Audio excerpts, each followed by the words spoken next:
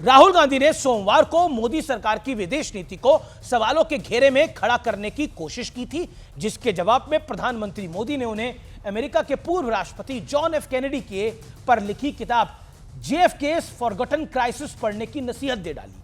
लेकिन सवाल यह है कि इस किताब में ऐसा क्या है जिसे प्रधानमंत्री मोदी ने राहुल गांधी को रिकमेंड किया, इसे समझ लेना चाहिए। आज मैं आपको इसी किताब के कुछ पेज डिकोड करके बताऊंगा। इस किताब में कैनेडी के भारत दौरे का जिक्र किया गया है। किताब में लिखा गया है कि कैनेडी की पत्नी के लिए एम्बेसी ने एक विला किराए पर लिया था, लेकिन पंडित नेहरू ने आग्रह किया कि उन्हें प्रधानमंत्री निवास के गेस्ट सूट में रहने दिया जाए। यह वही सूट था जिसमें एडविना माउंटबेटन रहा करती थी। एडविना भारत की आजादी के बाद भी अक्सर भारत आया करती थी। मैं साफ कर दूं कि अभी तक कहा गया एक शब्द, एक एक शब्द इस किताब में लिखा गया है, ये मेरे शब्द नहीं है।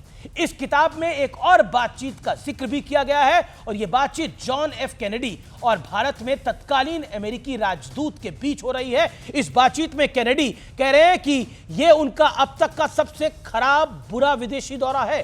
कैनेडी ने यह भी कहा कि उन्हें ऐसा महसूस हुआ कि पंडित नेहरू उनसे बातचीत करने की बजाय उनकी पत्नी के साथ बातचीत में ज्यादा इंटरेस्टेड थे।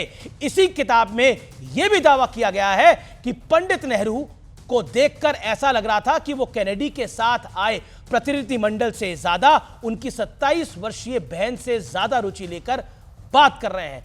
मैं एक बार फिर साफ कर दूं कि इनमें से एक भी शब्द मेरे नहीं है।